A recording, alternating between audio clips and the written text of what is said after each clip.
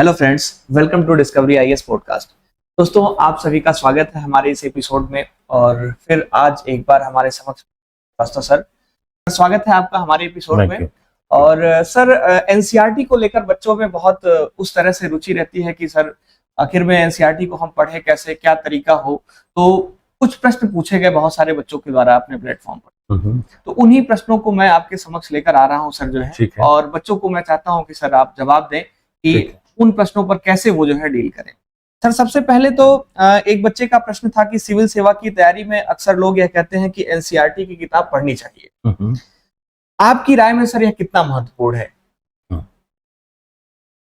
NCERT क्या है कि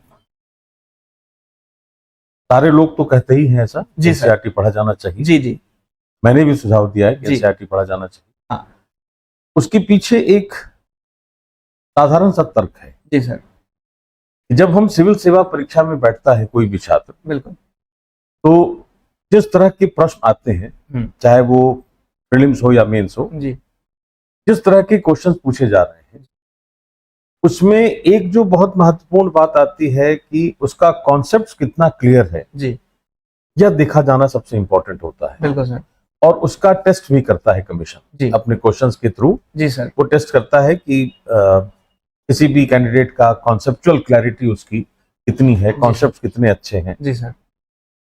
दूसरी बात, उसमें कई क्वेश्चंस ऐसे होते हैं जिसमें डेफिनेटिव टर्म्स, जिसको हम कहते हैं पारिभाषिक शब्दावली, परिभाषा वाली जो शब्द होते हैं, जी सर, वो कई बार पूछ दिए जाते हैं। जैसे सपोज करो कि मुद्रास्फीति। हाँ। तो मुद्रास्फीति है कि इनमें से कौन मुद्रास्फीति की सबसे सटीक परिभाषा है। बिल्कुल। या एक प्रश्न आया है कि इनमें से कौन राष्ट्रीय आय को सबसे सटीक तरीके से व्याख्या करता है, राष्ट्रीय आय। बिल्कुल सर। तो उसमें यह लिख दिया गया कि साधन लागत पर निवल राष्ट्रीय उत्पाद, बाजार कीमत पर निवल राष्ट्रीय उत्पाद, इस तरीके से। तो कहने का मतलब यह है कि या तो डेफिनेटिव टर्म होगा, परिभाषा वाले शब्द होंगे, या कॉन्सेप्ट्स की क्लैरिटी के लिए यह सुझाव दिया जाता है कि एनसीईआरटी पढ़ी जाए। कारण कि एनसीईआरटी बच्चों के लिए लिखी जाने वाली किताबें हैं। जी सर। तो उसमें हर शब्द को बहुत साधारण तरीके से एक कहानी का रूप देकर उसको समझाने की कोशिश की जाती है। इसलिए मुझे लगता है कि कॉन्सेप्ट्स को बनाने के लिए एनसीईआरटी को पढ़ना लगभग अनिवार्य है। जी सर। और उद्देश्य उसका वही है कि हमारा कॉन्सेप्ट क्लियर हो, ताकि हम परीक्षा में बहुत अच्छा परफॉर्म कर सकें। जी सर। तो आप लोगों ने इस प्रश्न का उत्तर प्राप्त किया सर के द्वारा। आप लोगों को समझ आया होगा कि आखिर में क्यों एनसीईआरटी पढ़ना आवश्यक है। अब दूसरे प्रश्न की तरफ हम लोग बढ़ेंगे और सेकंड नंबर का प्रश्न है उस पर हम लोग चर्चा करना चाहेंगे। दोस्तों, किस क्लास से एनसीईआरटी पढ़ी जानी चाहिए? यह एक बहुत ही कॉमन क्वेश्चन होता है बच्चों के मन में कि हम एनसीईआरटी 6 क्लास से, 7 क्लास से, या 8, 9, 10 किस क्लास से हम शुरुआत करें एनसीईआरटी को पढ़ना सर? तो इस पर सर आप अपनी राय सर दी। अच्छा क्वेश्चन है। और सामान्यतः हम लोग यह कह देते हैं कि 6 से 12 तक। जी सर। है ना। लेकिन डिपेंड ये करता है कि कौन सा छात्र किस तरह की तैयारी कर रहा है। हाँ। उसका बैकग्राउंड उसका कैसा है। जी सर। उसकी पहले से अपने कॉन्सेप्ट उसके कैसे हैं। जी। है ना। उस पर भी डिपेंड करेगा कि वह किस क्लास की एनसीईआरटी पढ़े। एक सामान्य नियम नहीं हो जाना चाहिए कि कक्षा 6 से 12 तक के लिए हम सारे विषय की एनसीईआरटी पढ़ लें। जी। तो यह पहले चरण में यह देखा जाएगा, फर्स्ट स्टेज में, कि उसका उसकी अपनी अंडरस्टैंडिंग कितनी है। जी सर। तो एक असेसमेंट तो वो खुद करे पहले। जी जी। सिलेबस देख ले, क्वेश्चंस का पैटर्न देख ले, दोनों में, मेंस में भी और प्रीलिम्स में भी पैटर्न देख ले, शब्द देख ले, कौन सा वर्ड्स पूछा जा रहा है, की वर्ड्स कौन से पूछे जा रहे हैं, उस पर उसकी अपनी समझ कितनी है। जी। पहले वो असेसमेंट करे। उसके बाद वो तय करेगा कि मुझे क्लास 6 की से शुरुआत करनी है, या क्लास 9 से शुरुआत करनी है, या 8 से शुरुआत करनी है। जी जी। फॉर एग्जाम्पल, जैसे अगर हम इकोनॉमिक्स की बात करें। जी सर। तो जिसके पास बेसिक कॉन्सेप्ट है पहले से, उसको क्लास 9 की जो एनसीईआरटी है, जिसमें लिखा गया है स्टोरी ऑफ पालमपुर। जी सर। तो उसके पढ़ने की उसको आवश्यकता नहीं होगी। जी सर, बिल्कुल बिल्कुल। लेकिन अगर उसका कॉन्सेप्ट ही क्लियर नहीं है, तो उसको एक कहानी के रूप में उसको समझाने की कोशिश की गई कि अर्थव्यवस्था क्या होती है। उसी तरह कई बार ऐसा भी होता है कि कुछ एनसीईआरटी की किताबें हैं जो बड़ा ही बेसिक कॉन्सेप्ट्स की बात करती हैं, जैसे मान लो क्लास 12 की एनसीईआरटी है माइक्रो इकोनॉमिक्स की, जी सर, व्यष्टि अर्थशास्त्र जिसको कहते हैं, तो उसको हम आमतौर पर नहीं पढ़ते जी, क्योंकि क्वेश्चंस आते भी नहीं है, वैसे क्वेश्चंस आते हैं माइक्रो इकोनॉमिक्स से ही।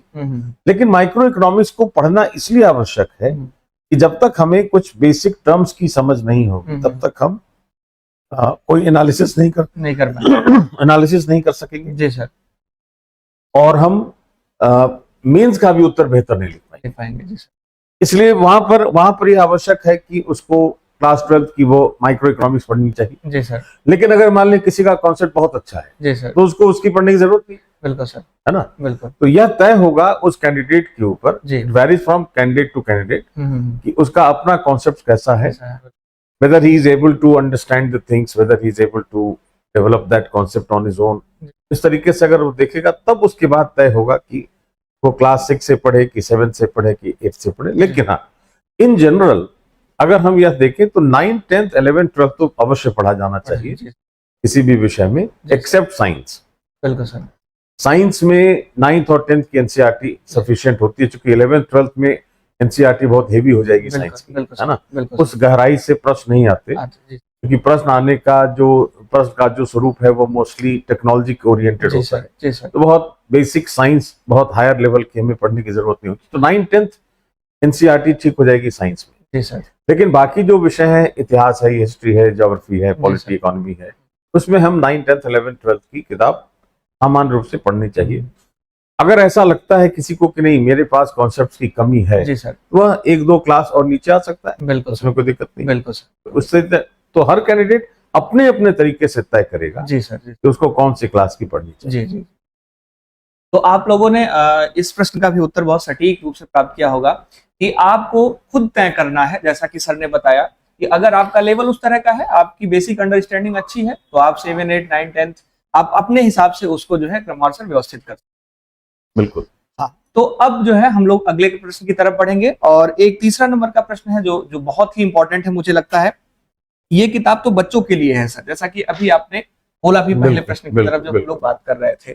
तो सर अगर ये बच्चों के लिए किताब लिखी गई है तो इनसे यूपीएससी के एग्जाम में हमें एग्जैक्ट लाभ क्या होगा सर? बेसिक अंडरस्टैंडिंग तो सर थोड़ा सा डेवलप करने में वो कंफर्टेबल रहेगा सर, लेकिन और भी कुछ लाभ इससे हो सकता है सर? बिल्कुल।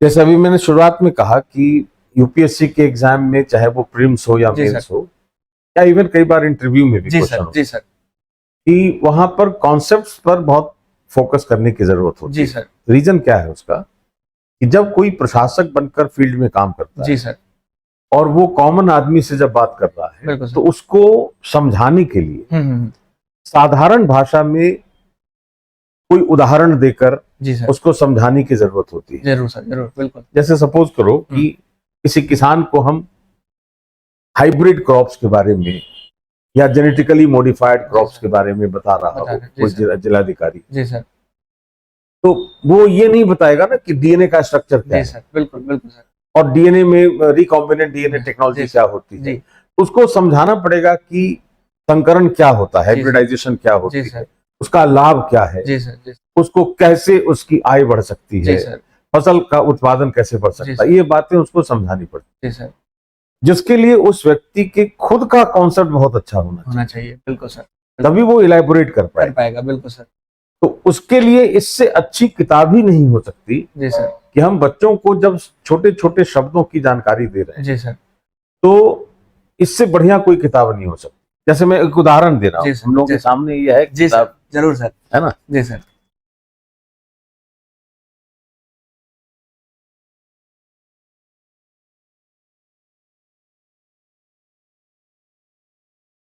जैसे एक यहाँ पर लिखा है, जी सर, कि ये क्लास 11 की एनसीईआरटी है इकोनॉमिक्स की, जी सर, जिसमें एक चीज लिखी है कि सहकारिता आंदोलन में कुछ कमियां दिखाई देती हैं। जी सर। वो कमी कौन सी है? जी सर, बड़ी साधारण सी बात है, सहकारिता आंदोलन पर अब इसने लिखा है कि सभी कृषकों को सहकारिताओं में शामिल नहीं कर पाना। जी सर। विपणन और प्रसंस्करण, जी सर, मतलब मार्केटिंग और जो प्रोसेसिंग, जी सर, सहकारी समितियों के विसम्मत सूत्रों का नहीं होना जी सर, और अकुशल वित्तीय प्रबंधन। जी सर, इसका मतलब है कि मार्केटिंग हमारी सही नहीं है, बिल्कुल, हमारी जो प्रोसेसिंग है फूड की वो सही नहीं है, जी सर, फाइनेंशियल मैनेजमेंट हमारा बहुत अच्छा जी नहीं सर, है। जी सर, इसके अलावा जो कोऑर्डिनेशन होना चाहिए जी सर, सहकारी समितियों में बिल्कुल, वह कोऑर्डिनेशन नहीं है। नहीं है। अब इतना सटीक जी ये सर, 4 पॉइंट जी सर, इस पुस्तक में मिल गए, जी सर, राइट। बिल्कुल सर, अब हमसे यह पूछा जाएगा कि भारत में हालांकि सहकारी समितियों का विकास अवश्य हुआ है, लेकिन इसके बावजूद कई प्रकार की चुनौतियां उसके सामने विद्यमान है। इनमें से कौन सी चुनौती आपकी राय में सबसे महत्वपूर्ण है? तो ये 4 स्टेटमेंट बनाकर दे दिया जाए तो हम सटीकता से इसका उत्तर यहीं से ढूंढ ले सकते हैं। तो यूपीएससी में बच्चों के लिए लिखी गई किताब का फायदा यह है कि कॉन्सेप्ट को टेस्ट करने के लिए यूपीएससी यहां से प्रश्न बनाने लगती है, जी सर, है ना। और बहुत बार ऐसा देखने को मिलता है कि बहुत सारे विषयों में अक्षरशः प्रश्न पूछ दिए जा रहे हैं, वर्ड बाय वर्ड उठाकर उसको रख दिया गया। तो सीधे सीधे प्रश्न भी दे सकता है, एक तो एडवांटेज है, कॉन्सेप्ट तो क्लियर करेगा ही, सीधे सीधे ये क्वेश्चन भी दे सकता है, वो हम किसी भी विषय में देख सकते हैं। जैसे ये है, मान लो भारत का संविधान, सिद्धांत और व्यवहार, है ना, ये पॉलिटिकल साइंस की किताब है। अब जैसे इसमें एक प्रश्न है कि निम्नलिखित में कौन मौलिक अधिकारों का सबसे सटीक वर्णन है? जी सर। अब है कि किसी व्यक्ति को प्राप्त समस्त अधिकार, कानून द्वारा नागरिक को प्रदत्त समस्त अधिकार, संविधान द्वारा प्रदत्त और सुरक्षित समस्त अधिकार, और संविधान द्वारा प्रदत्त वे अधिकार जिन पर कभी प्रतिबंध नहीं लगाया जा सकता। तो इस तरह से 4 स्टेटमेंट्स ने दे दिया। अब यही प्रश्न अगर उठाकर रख दिया जाए तो बहुत बार छात्रों में कंफ्यूजन हो जाएगा कि किसको कैसे डिफाइन करें, उसका अर्थ यहाँ पर दिख जाएगा, जी सर, है ना। तो हालांकि ये बच्चों के लिए है एक लिखी हुई किताब, लेकिन बच्चों को समझाना, जी सर, ज्यादा डिफिकल्ट है मेरे ख्याल से। बिल्कुल सर, बिल्कुल बिल्कुल सर। और बड़ी बातें समझाना, जैसे उसको मूल अधिकार समझा रहे हैं, जी सर, हम उसको सुप्रीम कोर्ट की जुरिस्डिक्शन समझा रहे हैं, जी सर, हम उसको पार्लियामेंट लेजिस्लेचर क्या होता है, गवर्नेंस क्या होता है, इस तरह के हेवी कॉन्सेप्ट हम समझा रहे हैं। तो जब तक कि हम उसको बहुत साधारण भाषा में नहीं लिखेंगे तब तक उसको वो समझ में नहीं आएगा, है ना। तो बच्चों के लिए है लिखी हुई, जी सर, लेकिन इसके बावजूद बड़ों के लिए भी उतनी ही आवश्यक है, जी सर, ताकि उनका कॉन्सेप्ट बने। और सबसे बड़ा फायदा यह है कि उससे हमें सीधे सीधे प्रश्न बन सकते हैं। ऐसा माना जा सकता है कि कई बार क्वेश्चन बहुत डायरेक्टली पूछ दिए जाते हैं। बिल्कुल सर। तो इस प्रश्न का भी उत्तर आप लोगों को मिला होगा और आप अच्छे से समझ पाए होंगे। सर, अगले क्वेश्चन की तरफ हम लोग बढ़ेंगे। अब तो यहाँ तक हम लोगों ने बात कर ली सर। अब बात ये आती है कि एनसीईआरटी को पढ़ने का सबसे अच्छा तरीका क्या हो सकता है सर? जनरली बहुत सारे बच्चों का यह क्वेश्चन होता है सर कि ठीक है, अब हम 7 8 अपने हिसाब से प्रायोरिटी सेट कर लिए सर एनसीईआरटी पढ़ने का, लेकिन अब उसको पढ़ने का तरीका क्या हम अपनाएं सर? उस पर थोड़ा सा सर चर्चा किया जाए। मुझसे भी बहुत सारे छात्रों ने पूछा है क्वेश्चन ऐसा, जी सर, है ना। फिर से मैं कुछ एग्जाम्पल देकर बताऊंगा, जी सर, है ना। जैसे अब जो नई वाली एनसीईआरटी है, जी सर, इसमें एक बहुत अच्छी बात की है सरकार ने, जी सर, कि जो इम्पोर्टेंट पॉइंट्स हैं, जी सर, उसको इसने हाईलाइट कर दिया है। जैसे जी सर, ये पूरी कहानी इसने लिखी है, जी सर, है ना। हाँ। और ये पॉइंट इसने हाईलाइट कर दिया, बोल्ड कर दिया कि संविधान का दूसरा काम यह स्पष्ट करना है कि समाज में निर्णय लेने की शक्ति किसके पास होगी, जी सर।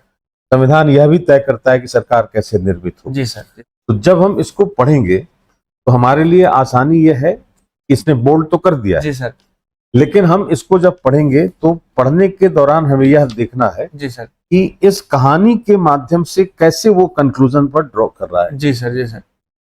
इसने यहाँ पर समझाया है कि हमें संविधान की क्या आवश्यकता है, जी सर। दूसरा है कि संविधान तालमेल बढ़ाता है और भरोसा दिलाता है, जी सर। अब ये पूरी कहानी है, जी। यहाँ पर आके एक निष्कर्ष आ रहा है कि संविधान का पहला काम यह है, यह बुनियादी नियमों का एक ऐसा समूह उपलब्ध कराए जिससे समाज के सदस्यों में एक न्यूनतम समन्वय और विश्वास बना रहे। तो इसको पढ़कर हम अपने तरीके से पॉइंटर्स बनाएंगे, जी सर। अब देखो इसमें क्या लिखा है, जी सर, खुद करें खुद सीखें, जी सर। इसने ये खुद ही तरीका बता रखा है कि आपको कैसे पढ़ना है और कैसे उसमें से चीजों को फिल्टर करके अपनी कॉपी पर नोट करना है, जी। ये सबसे पहला काम तो यह है कि हमें चैप्टर पढ़कर उसके मेन पॉइंट्स को लिख लेना है, पहली बात तो यह है।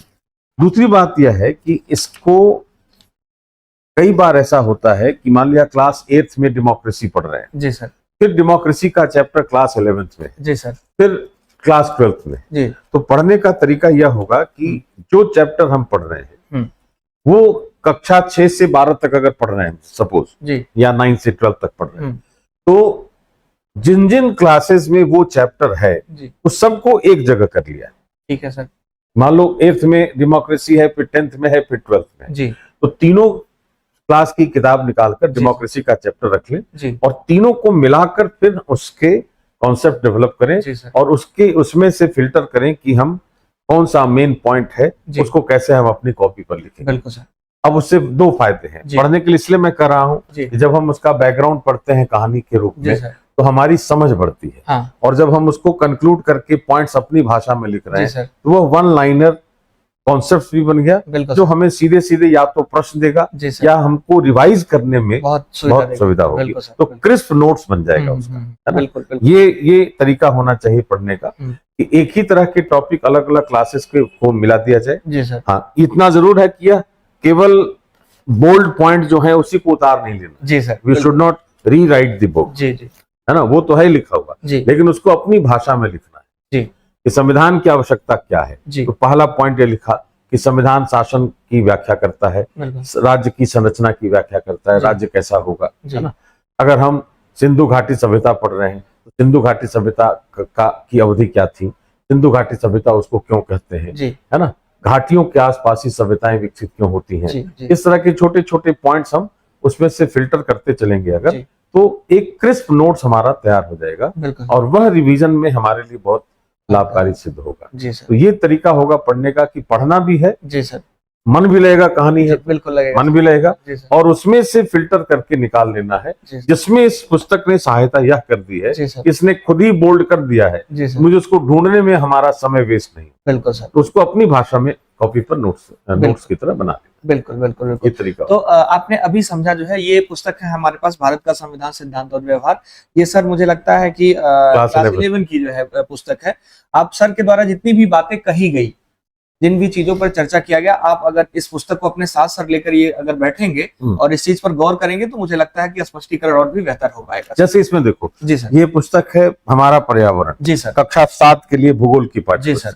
अब इसमें ये सामने दिख रहा है मुझे जी सर, वायु एक चैप्टर है जी सर, ठीक है, जिसमें वायु की संगठन है जी, संरचना, कंपोजिशन ऑफ एयर क्या है। बिल्कुल सर। यहाँ पर छोटी सी बात लिखी गई है जी सर कि जब वायु गर्म होती है तो फैलती है बिल्कुल और हल्की होकर ऊपर उठती है जी सर। ठंडी वायु सघन और भारी होती है जी सर, इसलिए इसमें नीचे रहने की प्रवृत्ति होती है जी सर। गर्म वायु के ऊपर उठने पर आसपास के क्षेत्रों से ठंडी वायु रिक्त स्थान को भरने के लिए वहां आ जाती है जी सर। इस प्रकार वायु चक्र चलता है जी सर।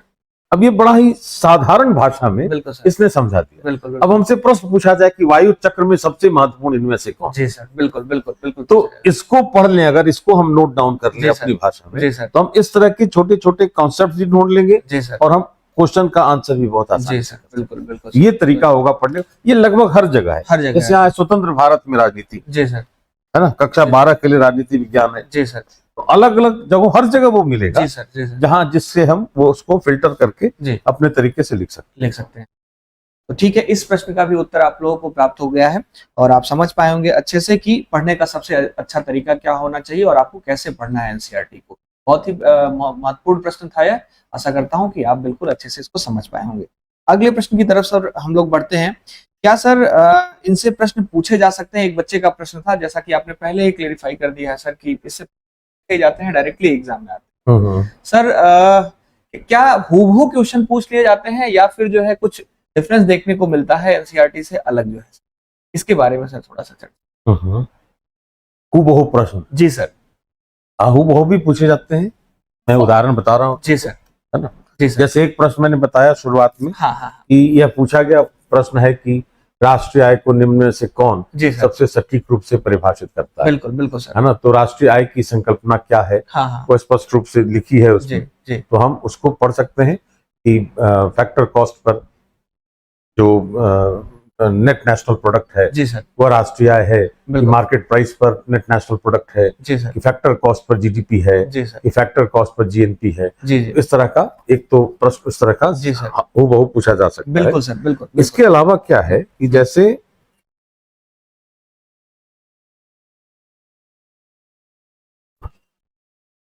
एक टॉपिक है इसमें जी सर, मानव पूंजी के स्रोत। ठीक है सर। तो मैं दिखला रहा हूं साहब। जी सर। एक टॉपिक है इसमें मानव पूंजी के स्रोत। जी सर। और अब वहां से जो वाक्य है जी सर कि शिक्षा में निवेश को मानव पूंजी का एक प्रमुख स्रोत माना जाता है। जी।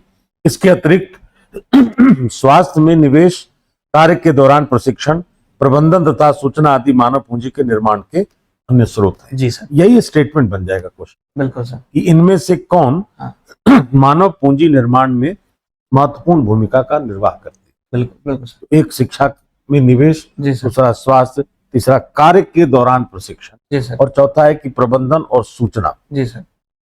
तो इसके अंदर से जो टर्म है जी सर वो प्रश्न बन जाएगा। यहाँ देखो प्रश्न लिखा है बिल्कुल कि मानव पूंजी के स्रोत क्या है। जी सर। क्या किसी देश की आर्थिक समृद्धि और वहां की मानव पूंजी में कोई संबंध होता है। जी सर। क्या मानव पूंजी के निर्माण का संबंध मनुष्य के सर्वांगीण विकास से है, जिसे आमतौर पर मानव विकास के रूप में जाना जाता है। तो मानव पूंजी और मानव विकास में अंतर क्या है, दोनों में समानता क्या है, इस तरह के प्रश्न यहाँ से सीधे सीधे पूछे जाते हैं। जी सर। इसके अलावा क्या है कि इसमें कुछ बॉक्सेस हैं। जी सर। हर पुस्तक में है सर। बिल्कुल है ना, सारे बॉक्सेस हैं, छोटे छोटे बॉक्स बनाकर। जी सर। कहीं डायग्राम है, कहीं ग्राफ है, जी सर। कहीं पर कुछ कहानी है ना, इस तरीके से लिखा है। यहाँ भी जैसे लिखा है भौतिक और मानव पूंजी। तो फिजिकल कैपिटल, ह्यूमन कैपिटल में डिफरेंस क्या है, उसके 4 स्टेटमेंट बना दिए जाए।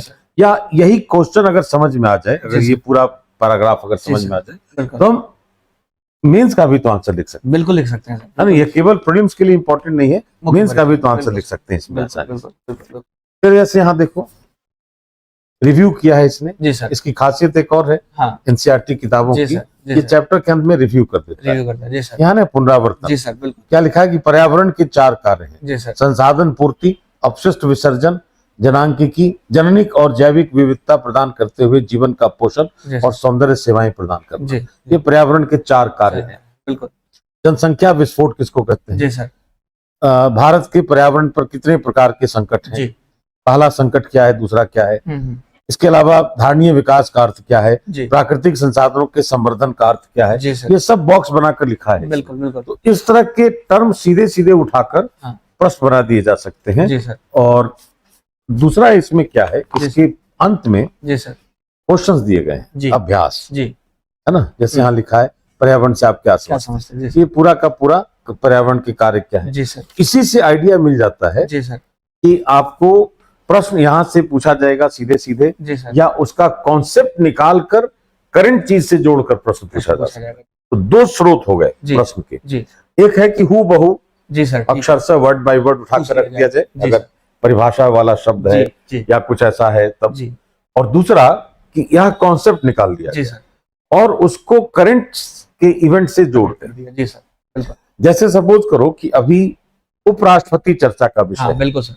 तो हम उपराष्ट्रपति पढ़ लें यहाँ से, उपराष्ट्रपति का कॉन्सेप्ट क्या है और क्यों चर्चा में है, वह हमारा करंट अफेयर्स आ गया। तो परीक्षक के पास 2 स्रोत हैं प्रश्न के। एक एनसीईआरटी के सीधे सीधे भाषा को उठाकर प्रश्न पूछ देना, जो अक्सर पूछा जाता है, और दूसरा कि एनसीईआरटी के कॉन्सेप्ट और करंट डेवलपमेंट उससे जो है दोनों को जोड़कर एक प्रश्न पूछना, यह भी एक तरीका होता है। इस तरीके से भी प्रश्न पूछा जा सकता है। जी सर। तो इस 2 तरीके से प्रश्न सर जनरेट हो सकते हैं। बिल्कुल बिल्कुल बिल्कुल। ठीक है सर, अब तो ये यहाँ तक हम लोगों ने बात कर ली सर। अगले प्रश्न की तरफ हम लोग बढ़ना चाहेंगे सर। क्या प्रत्येक क्लास की किताब का नोट्स बनाना चाहिए सर, जो है ये भी एक बहुत सामान्य सा प्रश्न है सर, तो आपकी क्या राय है सर। नोट्स तो बनाना चाहिए, मैंने तो हमेशा से कहा है कि नोट्स बनाना चाहिए जरूर। जी सर। और उसके कई फायदे हैं। अच्छा। जैसे एक तो मैंने कहा कि नोट्स लेकिन क्रिस्प होना चाहिए। जी। क्रिस्प कहने का मतलब है कि मूल बात उसकी हमारे कॉपी पर होनी चाहिए। भले हम उसका चैप्टर पढ़ें, कहानी का बैकग्राउंड देख लें और हम कंक्लूड करें, तो हम मेन पॉइंट्स हम उसमें लिखें अपनी कॉपी पर, अपनी भाषा में। जी सर। नोट्स बनाने का एक लाभ यह होता है कि जब हम पढ़ते हैं उसको, तो पढ़ने के दौरान हमारा मेंटल रिलेशन बना, है ना, चीजों को पढ़ने पर। बिल्कुल सर। जब तक हम पढ़ रहे हैं तब तक कंसंट्रेशन है कि क्या है उसमें लिखा हुआ।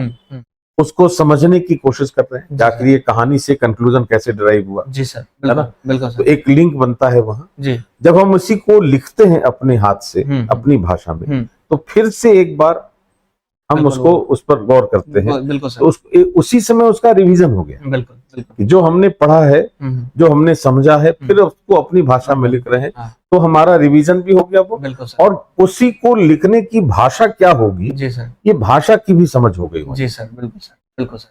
तो ना तो वो हल्की भाषा होगी, जी जी, और बल्कि ऐसा कहेंगे कि वो भाषा हो जाएगी जो परीक्षा में हम यूज कर सकते हैं उस लैंग्वेज को। तो लैंग्वेज का इंप्रूवमेंट भी हो गया, बिल्कुल, कॉन्सेप्ट की क्लैरिटी भी हो गई, क्रिस्प बनाने का तरीका भी समझ में आया। तो वर्ड लिमिट में जब आंसर लिखना है तो वो भी समझ में आ जाएगा कि किसी बड़ी चीज को छोटा करके कैसे लिख सकते हैं, किसी छोटी चीज को बड़ा करके कैसे लिख सकते हैं। जैसे हमें एक चीज यहाँ पर थोड़ा सा और गहराई में बताऊं, जरूर सर, कि दो तरह के, कई बार क्लास में कहा है मैंने कि दो तरह के अप्रोच से क्वेश्चन होता है। हाँ, जैसे कोई पूछ दे अगर कि वर्ड लिमिट क्यों होती है, जी सर, बिल्कुल सर, बिल्कुल, कि 150 किसी में 150, किसी में 200, किसी में 250, बिल्कुल सर, क्या ये रैंडमली लिख दिया जाता है या कोई उसकी वजह है? जी सर, रैंडम तो नहीं हो सकता, दैट्स वेरी ऑब्वियस। बिल्कुल बिल्कुल सर। वजह क्या है कि प्रशासक के पास दो विकल्प है। जी सर, एक विकल्प यह है कि जब वो आम आदमी से बात करता है, तो आम आदमी को तकनीकी समझ तो है नहीं है सर, बिल्कुल, तो उसको साधारण भाषा में किसी तकनीकी चीज को समझाने की जरूरत है। जैसे मान लो महंगाई, मुद्रास्फीति समझा रहा, जी सर, तो वह कह नहीं सकता कि जब समस्त मांग समस्त पूर्ति से अधिक हो जाएगी तो मुद्रास्फीति होती है, या मुद्रा की तरलता बढ़ जाने से मुद्रा का मूल्य कम हो जाता है, जिससे ये समझाया नहीं जा सकता। उसको महंगाई समझाई जा सकती है। तो किसी एक तकनीकी चीज को जिसमें तथ्य कम है, परिभाषा है, जिसका बहुत तकनीकी एस्पेक्ट है, उसको इलैबोरेट करने की जरूरत होती है। तो वहां पर वैसे प्रश्नों में 250 शब्द दिए जाते हैं कि छात्र को, जो कैंडिडेट है, उसको एक्सपैंड करके किसी चीज को बताने की क्षमता है। बिल्कुल सर, ठीक है जी सर। और कई बार ऐसा होता है कि जिसमें बहुत सारे फैक्ट्स हैं, उसको उसने छोटा कर दिया, कि उसको प्रिसाइज करने की क्षमता है। जी सर, तो हमारे इलेबोरेशन की क्षमता भी टेस्ट कर लेता है वो, और हमारी प्रिसीजन की क्षमता भी टेस्ट कर लेता है। और पर्पस क्या है फील्ड में, कि जब वो आम आदमी से बात कर रहा है तो इलैबोरेशन चाहिए, जब वो अपने वरिष्ठ अधिकारियों से, नेताओं से बात कर रहा है तो प्रिसीजन चाहिए, कम से कम शब्दों में उसको अधिक से अधिक बात अपनी कर देनी है। तो इन कारणों से शब्द सीमा का महत्व होता है। बिल्कुल सर। तो अब वापिस आए एनसीईआरटी के नोट्स पर। जब एनसीईआरटी का नोट्स हम पढ़ते हैं, जी सर, तो ये जब किताब पढ़ते हैं तो उसमें कहानी है, बहुत इलैबोरेशन, जी सर, है। उस इलैबोरेशन के बाद हमने एक कंक्लूजन डिराइव किया। बिल्कुल सर। तो जब हम कंक्लूजन पर आ गए, अपनी भाषा में लिखे, तो प्रेसिजन की क्षमता भी हो गई, बिल्कुल हो जाएगी, और उसी को एक्सप्लेन कर देंगे साधारण भाषा में, तो इलैबोरेशन की क्षमता भी हो जाएगी। ये लाभ है एनसीईआरटी की किताब से नोट्स बनाने का सर, है ना। तो इस रूप में हम अगर इसको नोट्स बनाएं तो निश्चित रूप से कॉन्सेप्ट की क्लैरिटी भी होगी, भाषा पर पकड़ बनेगी, क्वेश्चन समझ में आने लगेगा, और इसके अलावा हमारे शब्द सीमा में उत्तर लिखने की क्षमता भी कैसे विकसित होगी, ये सारी चीजें इसके साथ हो जाएंगी। इसलिए मेरे हिसाब से नोट्स अवश्य बनाया जाना चाहिए अपनी भाषा। बिल्कुल बिल्कुल। तो बहुत ही बारीक बातों पर सर ने अभी चर्चा किया इस प्रश्न में, आप लोग आशा करते हैं कि समझ पाए होंगे। सर हम लोग अपने अंतिम प्रश्न की तरफ बढ़ रहे हैं सर। नोट्स बनाने का तरीका तो हो गया सर, और क्या आपका कुछ और सजेशन है सर एनसीईआरटी को लेकर, कि एनसीईआरटी को लेकर हम और क्या कर सकते हैं? सजेशन ये है कि पिछले कुछ वर्षों से मैं ये महसूस कर रहा हूँ, जी सर, कि छात्रों में एनसीईआरटी पढ़ने का के प्रति जो रुझान होता था, जी सर, वो रुझान घटा है, जी सर, और हमारी डिपेंडेंसी बढ़ गई है दूसरों पर, जी सर, कि कोई दूसरा उसको एनालाइज कर दे, जी सर, है ना, तो मैं शॉर्टकट में काम कर लूं, जी सर। ये वाला एक अप्रोच मुझे महसूस हो रहा है, जी सर, पहले के छात्रों की तुलना, जरूर सर, जी सर, तो अगर मैं अपने अनुभव को देखूं, जी सर, तो 25 साल का जो अनुभव है, जी सर, उसमें छात्रों की कई पीढ़ी मैंने देखी, जी सर, जरूर सर, है ना। तो जो पिछले 4-5 सालों में जो छात्र आए, जी सर, सिलेक्शन तो हो रहे, जैसे हो रहे हैं वो तो हो रहे हैं, जी सर, लेकिन दो चीजें दिख रही हैं उसमें, जी सर। एक चीज यह दिख रही है कि ओवरऑल मार्किंग कम हो गई है, जी सर। मेरे ख्याल से किसी एपिसोड में हम लोगों ने बात भी किया था सर, जी सर, मार्किंग ओवरऑल कम हुई है। हाँ, बिल्कुल, है ना। एक तो वो रीजन, वो एक फैक्टर है, जी सर। दूसरा क्या है कि टेक्स्ट बुक या बुक पढ़ने की, कवर टू कवर जिसको कहते हैं, बुक पढ़ना, जी सर, कि हम उसको पढ़ नहीं पा रहे, या तो या हमारी पढ़ने की इच्छा समाप्त हो गई। हो गई तो हम रेडी टू ईट वाले कॉन्सेप्ट में विश्वास करते हैं। बिल्कुल। तो हमारी मंशा यह होती है कि कोई एनालाइज कर दे जी सर, और मेरे पास वो रिटन मटेरियल आ जाए, मैं उसको रट जाऊं। जी सर, तो हो क्या रहा है कि एनसीईआरटी पढ़ तो रहे हैं जी सर, बहुत सारे लोग, जी सर, लेकिन वो पकड़ नहीं बन रही बिल्कुल, जो होनी चाहिए। जी सर, और हम उसी में बार बार, कई छात्रों ने कहा कि सर तीसरी बार पढ़ रहे हैं फिर भी समझ में नहीं आ रहा, जी सर, है ना। लेकिन ऐसा है नहीं इसमें कि कोई चीज समझ में नहीं है। तो अगर कक्षा 6 से 7, 8, 9, 10 ऐसे धीरे धीरे पढ़ा जाएगा, हाँ, तो ऐसी कोई भी चीज नहीं है जो किसी ग्रेजुएट को समझ में नहीं आए। जी सर, ये मानने वाली बात नहीं है। बिल्कुल सर, बिल्कुल। इसका मतलब है कि उसके पढ़ने का तरीका कुछ ना कुछ गड़बड़ है, जिसकी वजह से वो कर नहीं पा रहा, राइट। तो ऐसी स्थिति में मेरा सुझाव तो यही है कि इसको ईमानदारी पूर्वक जी सर पढ़ा जाए, खुद से सर, खुद से, जी सर, और कवर टू कवर पढ़ा, जी सर, जी सर, और एक एक लाइन पर गौर किया जाए। जी सर, भले उसमें समय लगता है, जी सर, जी सर, अगर मान लिया 2 महीने या 3 महीने का भी समय लग रहा है, सर बिल्कुल, मुझे कम से कम इतिहास, भूगोल, राज्य व्यवस्था, economics, history, polity, geography, 4 subject ऐसे हैं जी, जो जीएस के पिलर हैं। जी सर, इन चारों की एनसीईआरटी को पढ़ने में अगर मान लिया 3 महीना भी लगता है सपोज अपने से, जी, जी, तो उसको समय दिया जाना चाहिए मेरी राय में, जी सर, ताकि एक बार जब हम उसकी पढ़ाई पूरी कर लेते हैं, हमारा कॉन्सेप्ट अगर क्लियर हो गया जी, तब फिर हम कोई भी किताब पढ़ेंगे तो हमारे लिए बहुत कम समय लगेगा। चीजों को जब समझ लेंगे तो लिखना बहुत आसान हो जाएगा, उसके बाद का जो समय है वो घट जाएगा। जी सर, ऐसे क्या हो रहा है कि ऐसे हम न तो हमारा कॉन्सेप्ट ही अच्छा बन पा रहा है, अगर कॉन्सेप्ट नहीं बन रहा तो जब हम आगे बढ़ जा रहे हैं तो हम एडवांस किताबें भी नहीं पढ़ पा रहे, उसकी समझ नहीं हो रही, और जब क्वेश्चन पर आ रहे हैं तो हमें लग रहा है कि सुना हुआ तो है लेकिन उस पर पकड़ नहीं बन रही। ये मेरे ख्याल से बहुत गंभीर चुनौती है अधिकांश लोगों के सामने, जो मैंने अपने अनुभव से फील किया है। तो मेरे ख्याल से अपने से पढ़ा जाना चाहिए, उसको अंडरलाइन किया जाना चाहिए, और कहानी पढ़कर उसकी समझ होनी चाहिए। कोशिश करनी चाहिए कि जो कंक्लूजन है उसका कहानी के साथ संबंध क्या है, इंटर रिलेशन समझ में आना चाहिए, और छोटी छोटी चीजों पर गौर करने की जरूरत है। इसको हम लोग कहते हैं स्लो रीडिंग। स्लो रीडिंग का मतलब होता है कि every word should be stressed. जी सर, हर शब्द पर गौर किया जाना चाहिए, है ना। जैसे समाज में पढ़ते हैं हम लोग, या समाज में विविधता पढ़ते हैं, जी सर, डाइवर्सिटी इन इंडिया एक टॉपिक है अपने पेपर 1 में, इंडियन सोसाइटी। जी सर, तो एनसीईआरटी की किताब में लिखा है कि विविधता और भिन्नता, जी सर, असमानता और विविधता में क्या अंतर है। बिल्कुल सर, बिल्कुल। डिफरेंस और डाइवर्सिटी में क्या डिफरेंस है, क्या अंतर आता है। तो उसी तरह मानव विकास और मानव पूंजी में क्या अंतर। जी सर। तो ऐसे छोटे छोटे जो शब्द हैं जिन पर गौर करने की जरूरत है इसको पढ़ने के दौरान, तो हमें पूरा समय देकर, जी सर, मेरी राय में पूरा समय देकर इसको पढ़ा जाना चाहिए, नोट्स बनाए जाने चाहिए, यह देखा जाना चाहिए कि जिसमें इलैबोरेशन कैसे हो सकता है किसी चीज को। चौथी चीज क्या है कि इसका लाभ देखो क्या है, इसमें बहुत सारी कहानियां ऐसी हैं, या कहानी के फॉर्म में जो बात लिखी गई, कि जब कोई छात्र निबंध लिखता है, अगर निबंध को किसी कहानी से शुरुआत करते हैं, जी सर, वो कहानी कहां से आएगी। बिल्कुल सर, हम ऑन द स्पॉट, हम कहानीकार तो है नहीं ना कि बैठे बैठे कहानी लिख दिया, साहित्यकार तो है नहीं, तो हम वो कहानियां यहाँ से निकाली जा सकती है कि किसने ऐसा क्या किया, और वह लोकतंत्र की तरफ ले जा रहा है, या सभ्यता के विकास की तरफ ले जा रहा है, संस्कृति की तरफ ले जा रहा है। तो उसमें भी एक लाभ हमें नोट्स बनाएंगे अगर पढ़ेंगे जब, तो वो लाभ वहां भी दिखेगा। तो मेरी राय में तो अपने से ही पढ़ा जाना चाहिए, ईमानदारी पूर्वक, और क्रिस्प नोट्स बनाए जाने चाहिए, तब उसका लाभ निश्चित रूप से मिलेगा। और सिलेक्ट कराने में बहुत बड़ी भूमिका इसकी है, इसमें कोई संदेह नहीं। जी सर। तो आप लोगों ने सर के द्वारा जितने भी जो है आंसर पर, क्वेश्चन पर आंसर दिया गया, सभी को ठीक ढंग से समझ पाया होगा, और आप समझ पाए होंगे कि जो एनसीईआरटी है उसका जो है सिग्निफिकेंस क्या है आपके एग्जाम में, उसका रोल क्या है आपके एग्जाम में, है ना। और मैं आपको एक चीज और डिस्कस करना चाहूंगा कि अगर एनसीईआरटी से रिलेटेड आपके कुछ स्पेसिफिक क्वेश्चन है तो आप मुझे शेयर कर सकते हैं, साझा कर सकते हैं, सर उस पर जरूर आपको जवाब देंगे, जैसा कि बहुत सारे विद्यार्थी सर से लाभान्वित होते हैं इस माध्यम से। तो दोस्तों, हम लोग अपने अगले एपिसोड में मिलेंगे और एक नए टॉपिक पर चर्चा करेंगे। एक बात और मैं sorry for interruption. Okay sir. एक बात और मैं बता दूं, फिर से उसी चीज को ये कर दूं, रिपीट कर दूं उसी बात को, कि यह जो कंफ्यूजन है कि क्लास 6 to 12, जी सर, वो फिर से बात हुई कि अपने अपने तरीके से पढ़ा जाएगा। जी सर। क्लास 6 से 12 भी पढ़ा जा सकता है, 9 से 12 भी पढ़ा जा सकता है, हर कैंडिडेट का अपना अपना कंडीशन है वो देख ले, असेसमेंट कर ले। जी सर। साइंस में 9th और 10th की किताब पढ़ी जाएगी, जी सर, है ना।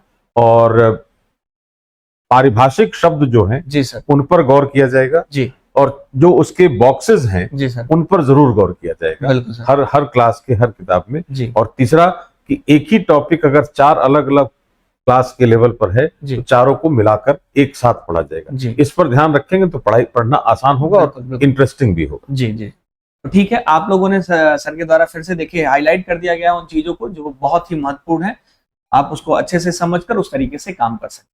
ठीक है, तो मिलते हैं हम लोग अपने अगले एपिसोड में। धन्यवाद। Thank you.